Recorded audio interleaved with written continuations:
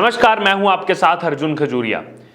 संजय राउत इस समय पूरी तरह से अकेले पड़ चुके हैं। अब एनसीपी यानी कि नेशनलिस्ट कांग्रेस पार्टी की तरफ से भी संजय राउत से किनारा कर लिया गया है। जी हां, इस वक्त की बड़ी खबर, ईडी की तरफ से चल रही छापेमारी को एनसीपी नेता अजीत पवार ने एकदम सही ठहराया है।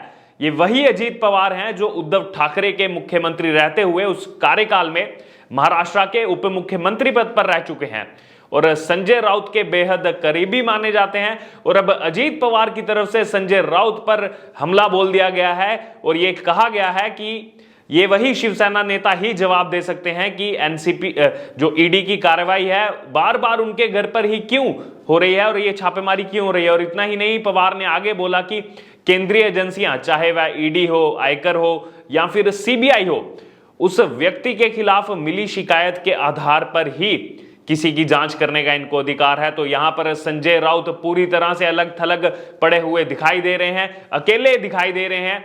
और इतना ही नहीं, शिवसेना नेता और उद्धव ठाकरे के बेहद करीबी माने जाने वाले संजय राउत की मुश्किलें अब लगातार बढ़ती जा रही हैं। और आज सुबह सुबह ही ईडी यानी कि इन्फोर्समेंट डायरेक्टोरेट के अधिकारी संजय राउत के घर पहुंच गए और संजय राउत के घर पर पात्रा चावल घोटाले को लेकर जो पिछले कुछ दिनों से सुर्खियों में बना हुआ है उसको लेकर उनसे पूछताछ चल रही है। और सूत्रों के हवाले से एक खबर आ रही है कि संजय राउत को हिरासत में भी लिया जा सकता है। जी हां, इस वक्त की बड़ी खबर है, उनको गिरफ्तार भी किया जा सकता है ईडी की तरफ से। राज्यसभा सांसद संजय राउत के मुंबई के बांडुप स्थित घर पर ईडी ने हल्ला बोल दिया है और पूछताछ के लिए संजय राउत को दफ्तर भी, ईडी के दफ्तर भी ले जाया जा सकता है। और इसी बीच संजय राउत के वकील भी उनके घर पर पहुंच चुके हैं और कानूनी तौर पर जो है इस पूरे मसले को देख रहे हैं। दरअसल पिछले कई दिनों से ईडी की तरफ से समन जारी करके संजय राउत को पूछताछ के लिए बुलाया जा रहा था, लेकिन संजय राउत ईडी के सामने जो है पेश नहीं हो रहे थे और लगातार कुछ ना कुछ बहाना बना रहे थे। और अब खुद ही ईडी ने उनके घर पर जाकर छापेमारी करके पूछताछ शुरू कर दी है। और इसी दौरान संजय राउत की बौखलाहट साफ तौर पर देखने को मिल रही है। सोशल मीडिया पर जिस तरह की प्रतिक्रिया वो बार बार डाल रहे हैं, अलग अलग पोस्ट सोशल मीडिया पर कर रहे हैं। सोशल मीडिया पर पोस्ट डालते हुए संजय राउत ने बोला कि मेरा किसी घोटाले से लेना देना नहीं है। तो कहीं ना कहीं उनकी बौखलाहट साफ तौर पर दिखाई दे रही है। आगे बोला जा रहा है संजय राउत की तरफ से कि मैं शिवसेना प्रमुख बाला साहब ठाकरे की शपथ लेकर कहता हूं कि बाला साहब ने हमें लड़ना सिखाया है और मैं जो है अपनी लड़ाई जारी रखूंगा। और ईडी की कार्यवाही को लगातार झूठा बताया जा रहा है संजय राउत की तरफ से। संजय राउत आगे बोल रहे हैं कि ये सब झूठ है और संजय राउत यहां तक बोल दे रहे हैं कि मैं शिवसेना नहीं छोड़ूंगा। लेकिन उनको शिवसेना छोड़ने के लिए बोल कौन रहा है? और वहीं ये भी बोला जा रहा है कि अगर मर जाऊंगा तो भी मैं जो है समर्पण नहीं करूंगा।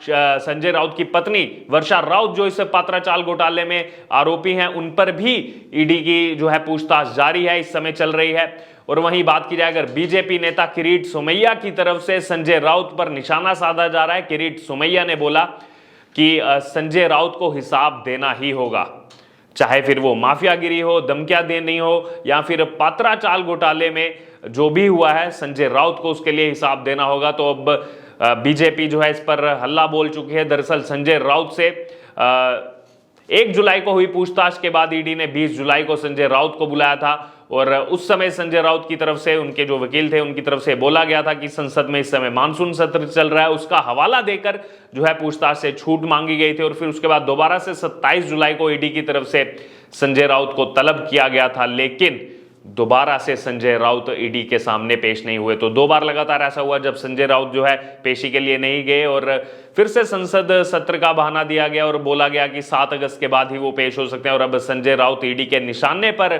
यहां पर आ चुके हैं। और वहीं इस मामले में ईडी की तरफ से दादर और अलीबाग में संजय राउत की जो संपत्तियां हैं उनको भी कुर्क किया जा चुका है। इतना ही नहीं, ईडी का समन जारी होने पर संजय राउत की तरफ से और भी चीजें बोली गई कि जैसे राष्ट्रपति चुनाव, उपराष्ट्रपति चुनाव के लिए चल रहा है प्रचार अभियान का हवाला उनकी तरफ से दिया गया और पेशी के लिए और समय की मांग की गई। और इस पात्रा चाल घोटाले की अगर बात की जाए तो संजय राउत क्योंकि उसमें मुख्य आरोपी हैं इसलिए उन पर शिकंजा कसा जा रहा है। और इसी बीच भारतीय जनता पार्टी की तरफ से संजय राउत पर लगातार निशानों की बौछार जारी है और बोला गया है कि जांच के बाद फ्रॉड सामने आने पर ही पूछताछ के लिए ईडी की तरफ से बुलाया जाता है और ईडी के पास संजय राउत के खिलाफ पुख्ता सबूत हैं, ये बीजेपी की तरफ से कहा गया। और ये बोला जा रहा है कि इसलिए लगातार पूछताछ के लिए संजय राउत को बुलाया जा रहा है, लेकिन बार बार जांच एजेंसियों से बचने के लिए संजय राउत कोशिश कर रहे हैं।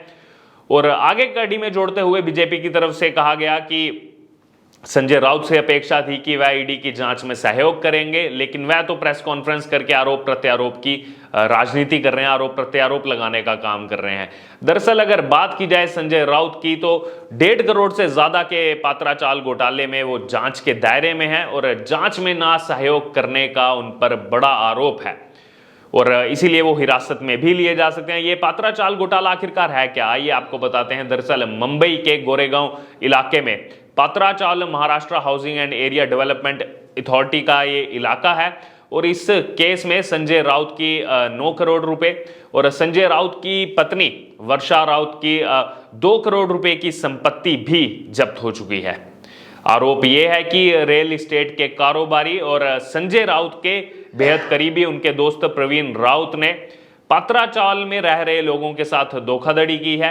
इस एरिया में 3000 फ्लैट बनाने का काम एक प्राइवेट कंपनी को दिया गया था, लेकिन 2011 में इसके कुछ हिस्सों को दूसरे बिल्डरों को बेच दिया गया और इसी मामले में संजय राउत पर पैसों का हेरफेर करने का बड़ा आरोप है। मनी लॉन्ड्रिंग का केस इसमें चल रहा है और इसमें गुरु आशीष कंस्ट्रक्शन कंपनी का नाम खुल करके सामने आ रहा है।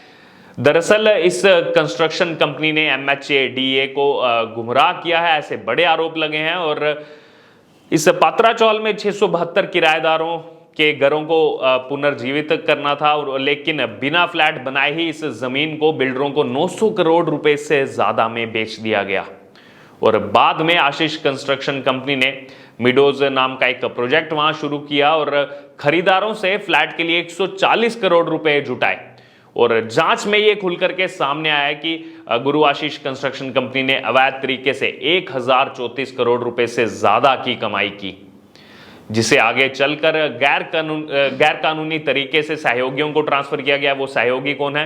वो यही सब संजय राउत, उनके दोस्त प्रवीण राउत इसमें केस में शामिल है, उनकी पत्नी वर्षा राउत और माधुरी राउत। संजय राउत के दोस्त इसमें शामिल हैं सुजीत पाटकर और इस मामले में जो है छापेमारी करके कई तरह की संपत्तियां भी कुर्क की जा चुकी हैं। और वहीं बात की जाए तो संजय राउत के लिए लगातार मुश्किलें बढ़ती जा रही हैं। हाल ही में सोशल मीडिया पर एक ऑडियो तेजी से वायरल हो रहा है जिसमें ये दावा किया जा रहा है कि संजय राउत की तरफ से उस ऑडियो में स्वप्ना पाटकर जो कि मराठी प्रोड्यूसर हैं उनके साथ गाली गलौज की जा रही है। तेजी से लोग सोशल मीडिया पर इसे वायरल कर रहे हैं और ये दावा कर रहे हैं कि संजय राउत ही उस ऑडियो में बार बार गाली दे रहे हैं। उस छोटी सी ऑडियो मैसेज में 27 बार जो है बेहद आपत्तिजनक शब्दों का इस्तेमाल किया गया है, बहुत गंदे तरीके से गालियां निकाली दी गई हैं। और आखिर में उस ऑडियो को अगर आप ध्यान से सुनेंगे तो उसमें यह भी सामने आया है, उसमें ये बोला जा रहा है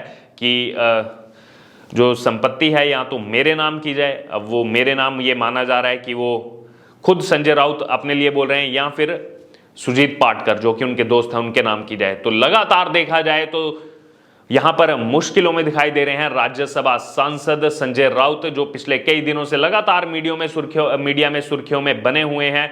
उद्धव ठाकरे को लेकर के बार बार उनकी तरफ से बोला जा रहा है कि उद्धव ठाकरे ही असली शिवसेना के मालिक हैं, बाला साहब ठाकरे के लड़के हैं, कोई और जो है ये सिंबल नहीं ले जा सकता, पार्टी का निशान नहीं ले जा सकता।